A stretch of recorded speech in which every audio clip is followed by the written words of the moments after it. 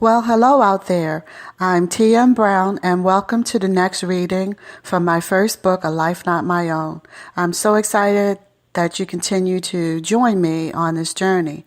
My intent is to share more than what you'd experience if you read my story on your own.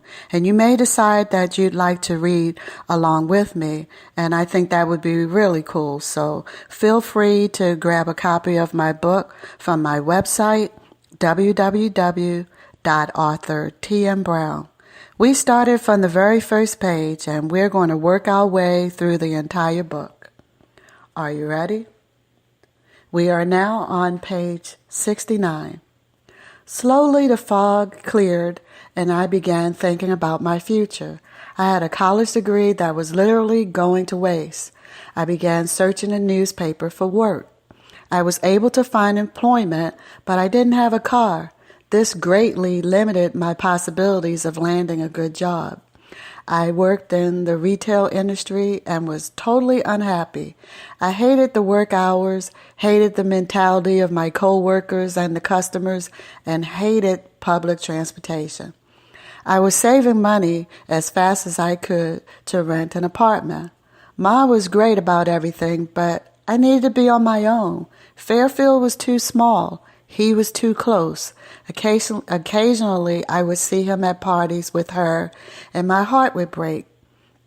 With the exception of my very good friend, Lucille, my friends didn't understand my feelings at all.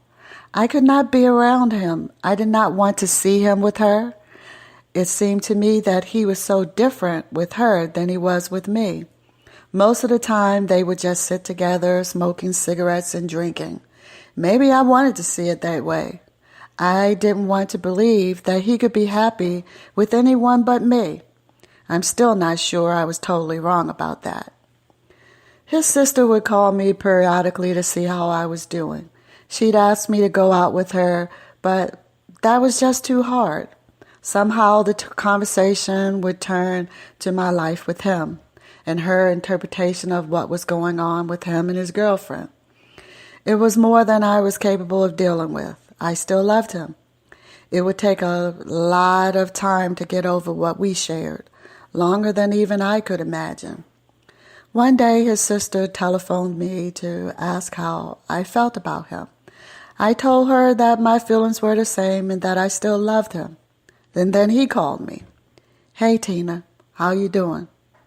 "I'm okay," I said, my heart pounding in my chest. "I have something that I want to talk to you about, but I don't want to do it over the telephone." "Is everything okay?" I said. "Yes, Can we talk about it now?"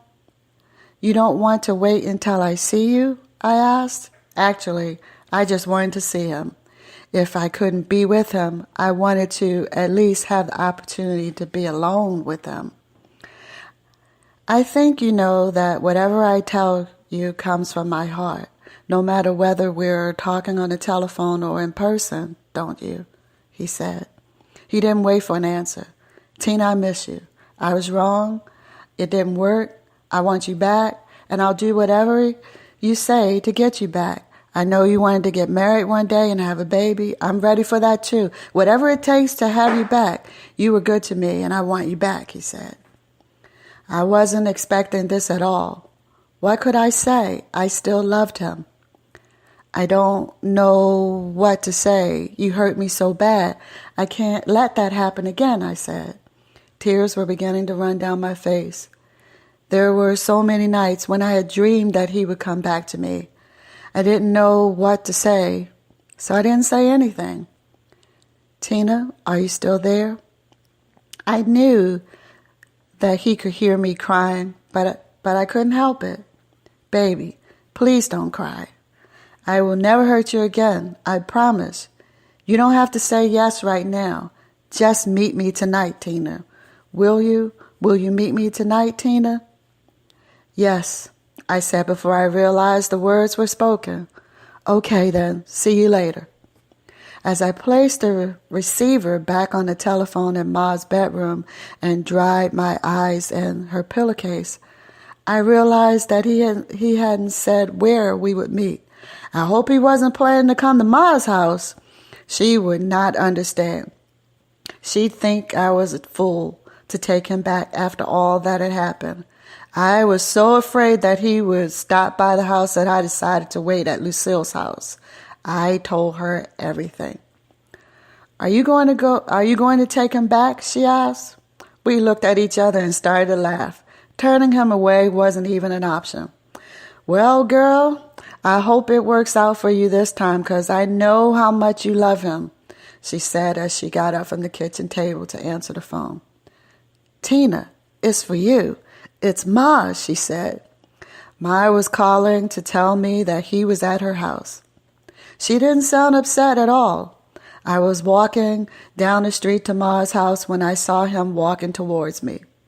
It had been such a long time since we had been together. I wanted to run to him and wrap my arms around him. My heart was pounding in my chest again. Hi, can you come with me? He said. Where? Oh, just for a walk, he smiled. You look good. We have been together off and on for more than 5 years now, but as we walked through the neighborhood, I felt as if he were courting me all over again. I also knew that was exactly what he wanted me to feel. Our walk ended at the elementary school that we had both attended as children.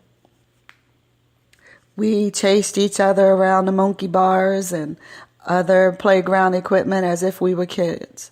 Ever present in my mind was the fact that his father's house was only a block away and we could be there where it had all started in less than 5 minutes.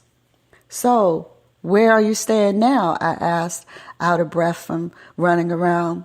At the house, he pointed in the direction of his father's house. But not for long. I'm waiting for an apartment to become available, and then I'm going to move. Do you still love me, Tina? He asked quickly, changing the subject. I never stopped, but you did.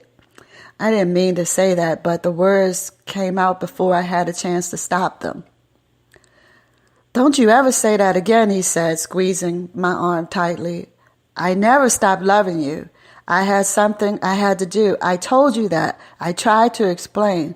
You can be so stubborn sometimes. Damn. I could not believe that he had the audacity to be upset with me as if I had done something wrong. I was furious. First of all, let go of my arm. Secondly, you got a lot of nerve calling me stubborn. I waited for you, and you left me to go back to that bitch?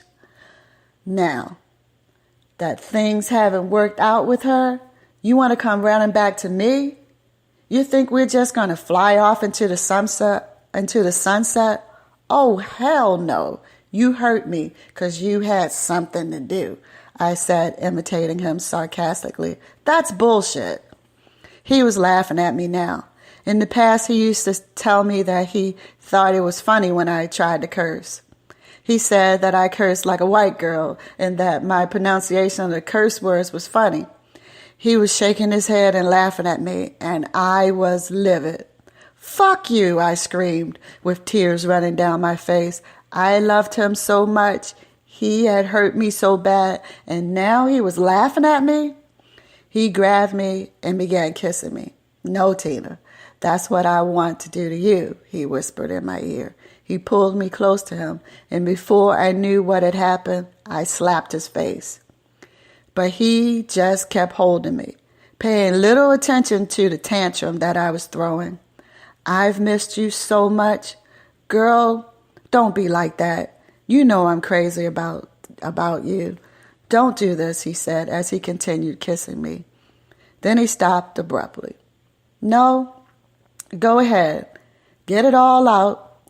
You can hit me, curse me, call me names, whatever you feel you have to do. 'Cause when you're finished, I'll be right here. I will never, ever leave you again. I felt my knees collapse under me, and I literally fell into his arms. I loved him so much. I held him close as I cried. I cried through all the pain that being without him for the last few months had brought into my life, through all the dreams that he had taken away from me, through all the days and nights when I was sure that I had lost him forever. Tina, I am so sorry. I thought I was doing the right thing. I am so, so sorry. Please take me back. I love you. I need you. It was good when we were together. So good. So good. He was kissing me and I was kissing him back. Several months after our reconciliation, we decided to try living together again. Between the money that I was able to save and the money that he had, there was enough to place a deposit on an apartment in the city that we found on Druid Lake Drive. It was a one-bedroom apartment with a very open layout. The marble fireplace was the focal point of the living room that also had windows from the floor to the ceiling and an adjoining balcony. The kitchen was decorated in high-gloss cherry wood cabinetry and a butcher block island. The bedroom consisted of 3 walls of floor-to-ceiling windows decorated with multicolored stained glass at the top of each window. All the floors in the apartment were oak with marble inlaid. It was very nice and very close to Druid Hill Park. The neighborhood was in the process of going through the city's urban renewal program. Most of the houses had been purchased for only $1. The homeowners renovated the houses into apartments and screened possible tenants thoroughly. I wasn't sure we would be able to pass the screening. We had lived in several apartments previously, and all of them for no more than 6 months. We gave his father's name as a reference and had no problems passing the screening. The apartment was only a few blocks away from the neighborhood that Mac and I lived in with Betty when I was a child. The school where Mac and I had waited outside in the cold to eat breakfast was only a block away.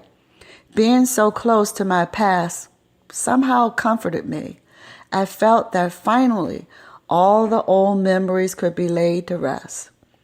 I was home, but I was safe this time, and I was with him. We took long walks in the evenings, read the newspaper in bed, and just enjoyed being together. We even took a few trips to Atlantic City and gambled the night away. Somehow he had managed to keep his job, and we lived pretty comfortably. I was sitting in the living room watching TV and waiting for him to return from work when he unlocked the front door one Friday afternoon.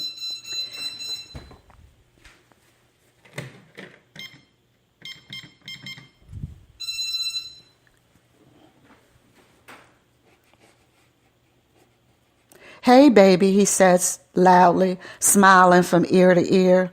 Oh, shit. It wasn't possible. He wasn't high, was he? "Why are you looking at me like that?" "What? What? What?" he yelled. "I know you're not high, are you?" "Nah, I was just hanging out with the fellas a little bit." His speech was slurred. He was high. "Damn, girl, I haven't been high in months." "You promised," I screamed. "I know, but you don't know how hard it is, Tina. I'll be back later," he said as he left the apartment. It was Sunday afternoon when he returned. We had been in the apartment for only 2 weeks. I was too embarrassed to call anyone to find out where he was or if he was all right. I was sitting on the balcony when he returned. He entered the apartment and didn't say a word. I knew I had to get away from him permanently. The following week, while he was at work, I stood on the balcony of our 3rd-floor apartment and contemplated jumping off. I told myself that maybe something as drastic as me hurting myself might change him. I knew that I was fooling myself. I went in the bathroom and stared in the mirror at my own reflection. "You are just stupid," I said to myself. "This is a drug addict that you're in love with. If anyone knows about drug addiction, it should be you. You lived with it as a child, and now you're choosing to live with it as an adult. Wake up. I lowered my head and did something that I hadn't done in years. I prayed, please, please, God, help me. I can't do this on my own.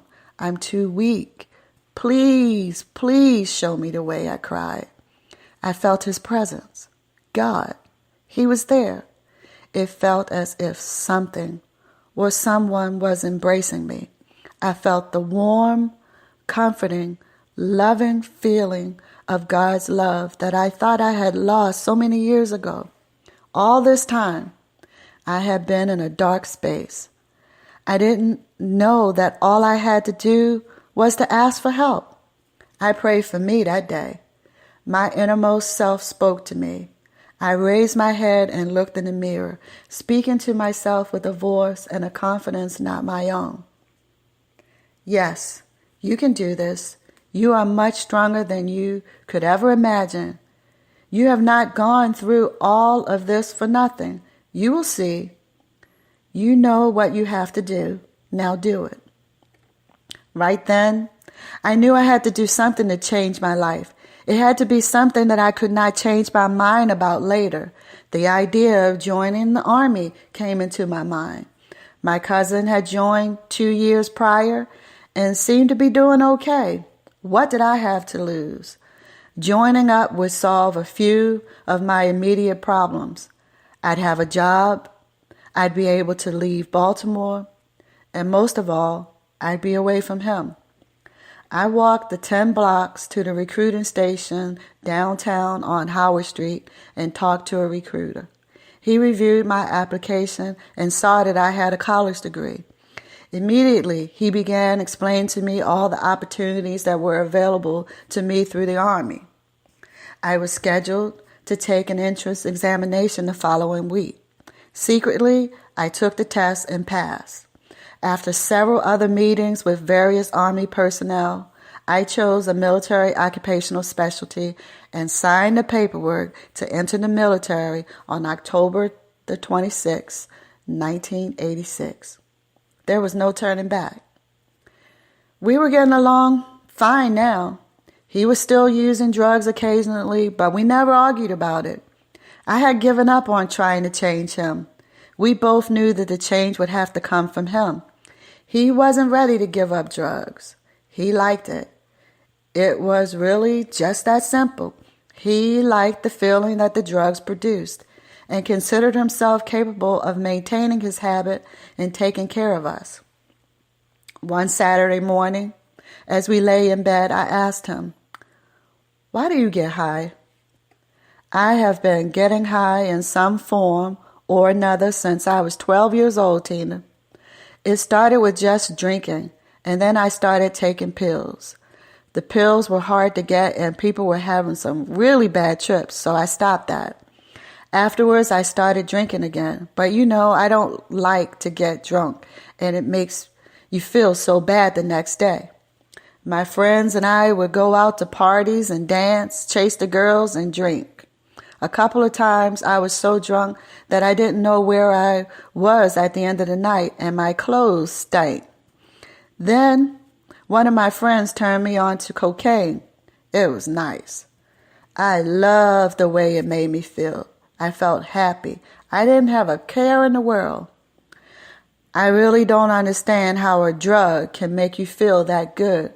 How good is it?" I asked. "Tina, you know how good I say it is to make love to you. Well, please don't take this the wrong way, but when I get high, it's better than that.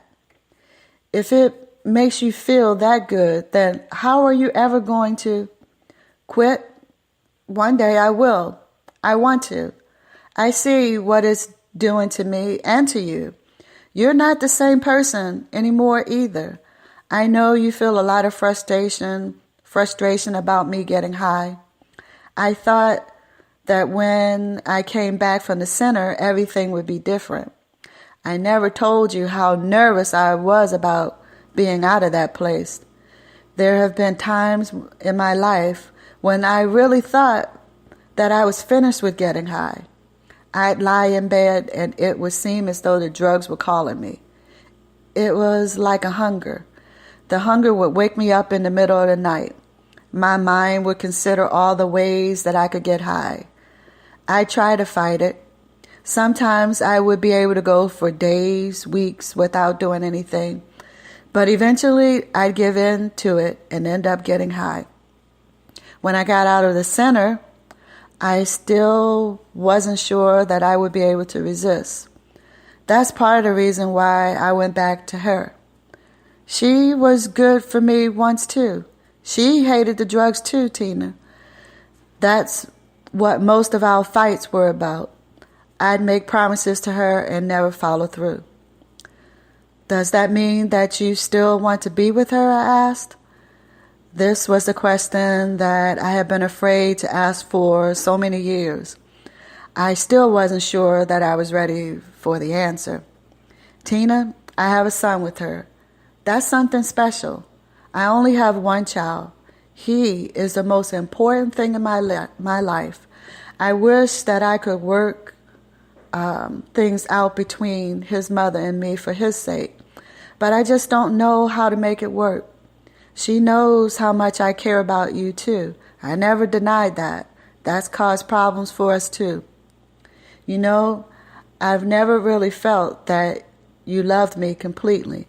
Maybe I don't know how to accept love. You know all about my childhood. Maybe something about that part of my life stops me from accepting love and being secure in it. I know what you mean about me changing. I never used to get so mad that I cursed, hit, and called you names. Now it seems like I do that a lot. I do love you, Tina, he said, holding me in his arms as I lay my head on his chest. Our life has been like a dream to me. You are a very sensitive, caring, and loving woman. You give your love to me when I don't even deserve it. To me, I've always felt that you see inside me, not just what's on the outside or what I can do for you. You're everything to me. That's why. What? There's something I need to tell you. I had to tell him. I just couldn't keep it from him any longer. I had never kept anything from him, and I couldn't do it now either. You're not leaving me, are you? He said, kidding around. I looked at him for a moment without saying a word. At first, I was just going to tell you a couple of days before, but I just can't do that. I'm going into the military in October. I need to get my life together. I can use my college education and make a life for myself there. Are you sure? Things are pretty good with us right now. I know I haven't treated you right in the past, but things are better now, aren't they? You don't have to do this. I will try to stop using this shit. We can stay